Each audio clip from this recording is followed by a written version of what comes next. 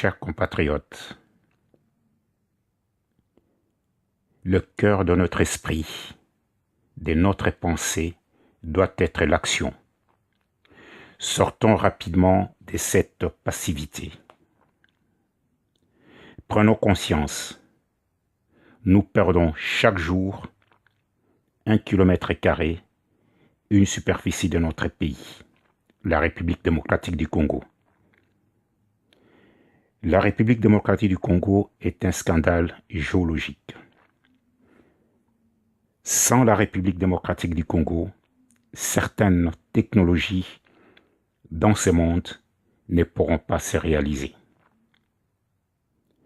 J'en appelle à la diaspora, aux étudiants, étudiantes, aux Congolais et Congolaises de se mettre debout. Notre pays a une histoire complexe, déjà par sa superficie, ses ethnies. Nous avons connu différents dirigeants. Kasavubu, Lumumba, Mobutu, Kabila père. Chacun de ces dirigeants a posé une pierre pour bâtir ces pays. Kasavubu, les savoir-vivre. Lumumba, notre liberté, notre indépendance. Mobutu, ses devises de vivre ensemble, Toza Bana Yatatamoko. Kabila père, cette philosophie de vouloir construire notre pays, étant donné qu'on avait toujours quelques guerres de gauche à droite. À ces jours, chers compatriotes, nous avons un gouvernement. Nous avons un homme qui a été mis en place à la mort de Kabila père. Si tout était bien fait, si la relance économique était faite comme il le faut, je pense qu'on n'allait pas se poser tant de questions. Aujourd'hui, on se pose tant de questions suite à une mauvaise gestion. Je n'en soulève pas les origines de ça, puisque mon envie est de pouvoir faire grandir ces pays, car nous venons des différentes origines, nous venons des différents coins du monde, nous venons des différentes parties de l'Afrique, car notre pays, ce beau et grand pays, a toujours été une terre d'asile. Étant donné que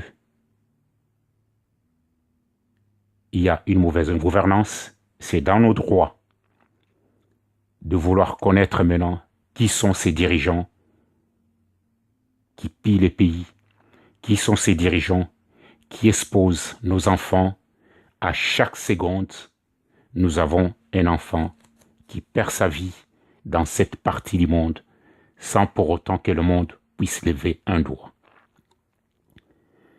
Chères Congolaises, chers Congolais, la diaspora, tel que j'ai toujours dit dans tous nos échanges, l'homme providentiel, vous devez le savoir, chers compatriotes, n'existe pas. C'est vous le peuple qui êtes l'homme providentiel, les hommes providentiels. J'en appelle à toutes les Congolaises, à tous les Congolais. Si nous ne transformons pas les combats de reconquérir notre pays, la République démocratique du Congo, nous nous exposons à perdre ces pays à chaque seconde qui se passe, à chaque minute que nous restons sans réagir.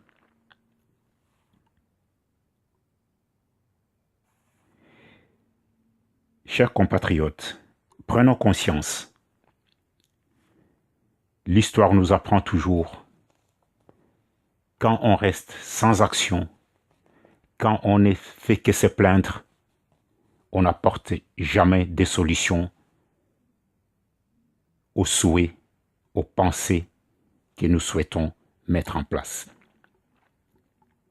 La Palestine et Israël nous apprend ce qui se passe aujourd'hui. C'est ce que je ne souhaite même pas. J'essaie de soulever cette problématique, c'est pour sensibiliser les gens.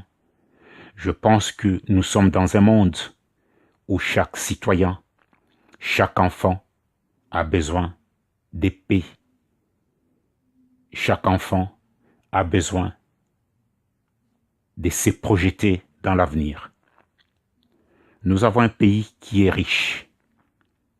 Nous avons un pays qui peut, si les hommes y mettent la volonté, de faire en sorte que le peuple congolais puisse vivre dignement. Nous sommes dans un état où les arrestations sont devenues monnaie courante, où l'opposition n'a pas un mot à dire. Pourquoi vivre dans un état où la démocratie n'existait pas? Nous avons tous les organismes sur place pour soi-disant imposer la démocratie dans ces pays, pour soi-disant de permettre à chaque citoyen congolais de vivre dignement. Pour transformer la République démocratique du Congo, peuple congolais, nous devons transformer toutes nos revendications, toutes les revendications du peuple en action. Pour stabiliser ces pays, inspirons-nous, chers compatriotes, de la diaspora, chers Congolais, étudiants. Inspirons-nous de Mandela, nonobstant qu'il a été emprisonné par le blanc, Mandela a gouverné l'Afrique du Sud avec eux. Mandela a démontré sa maturité politique. Nous ne pouvons pas échapper à notre histoire. Nous devons gouverner avec notre histoire, chers compatriotes de la diaspora. Tozabana Tatamoko, tel que Mobutu le disait toujours. Du nord au sud, de l'ouest à l'est, que nous soyons les enfants des sols, que nous soyons les enfants de sang, que nous soyons les enfants d'origine. Nous sommes avant tout, tous, des Congolais, Congolaises, et nous devons respecter par cela notre Constitution.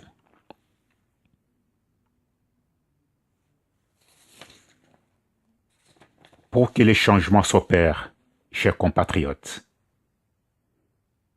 arrêtons de nous plaindre. Il faut tous et toutes se mettre debout en un seul slogan. Les pilleurs de la République démocratique du Congo, dehors. La Constitution doit être respectée.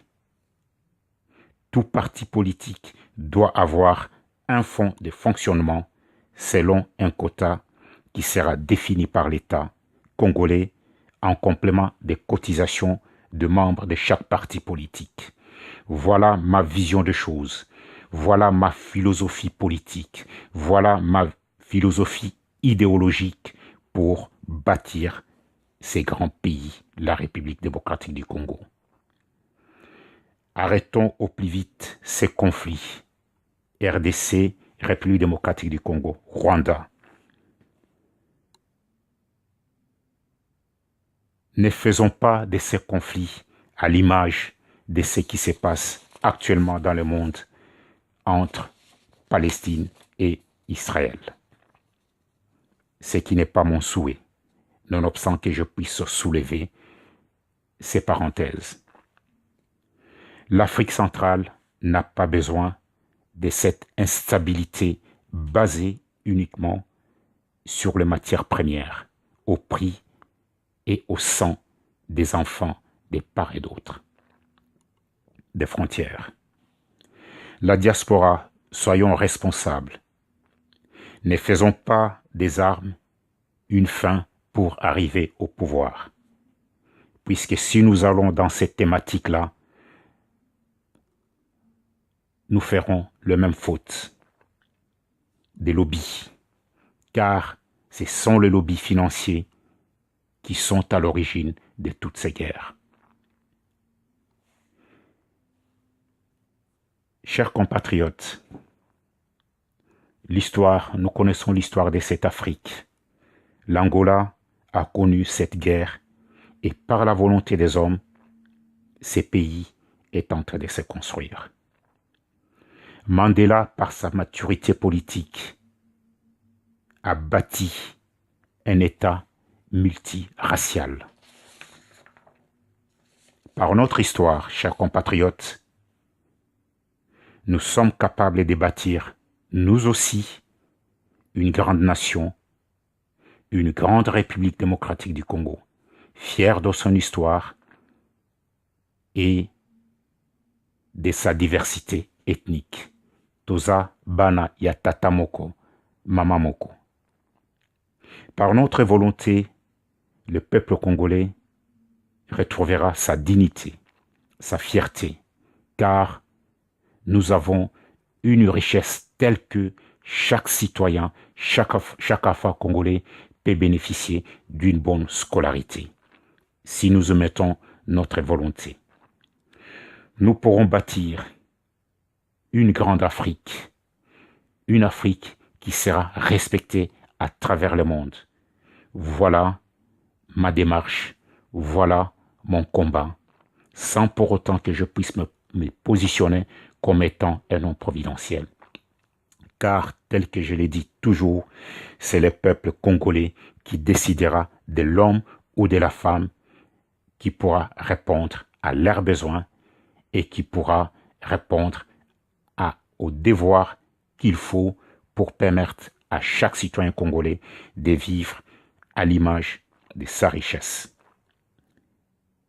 La stabilité économique, mes chers compatriotes, la diaspora, la stabilité économique de l'Afrique passe par la stabilité de la République démocratique du Congo. Ne l'oubliez jamais, compte tenu de sa situation géostratégique et géopolitique.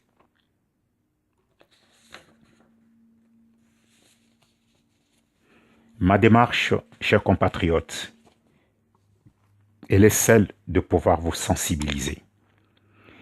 Elle est celle de pouvoir responsabiliser chaque citoyen, chaque enfant de cette partie du monde. Nous avons des potentiels qui peuvent survenir aux besoins du monde. Seule notre volonté peut répondre à cela.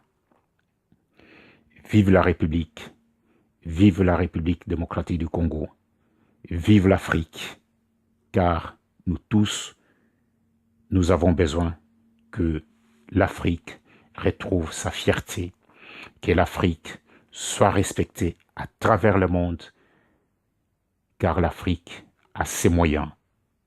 Seul pour l'instant, il y a cette absence de maturité politique qui pénalise ces grands continents.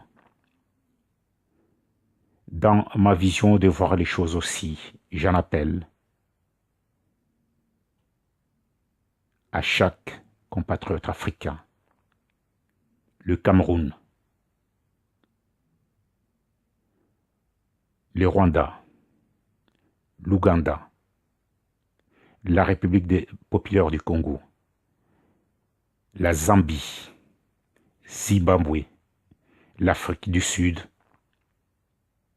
Travaillons la main dans la main afin de bâtir une grande nation, puisque cette nation a des capacités de subvenir aux besoins du monde et d'y apporter des solutions. Vive l'Afrique, vive la République démocratique du Congo.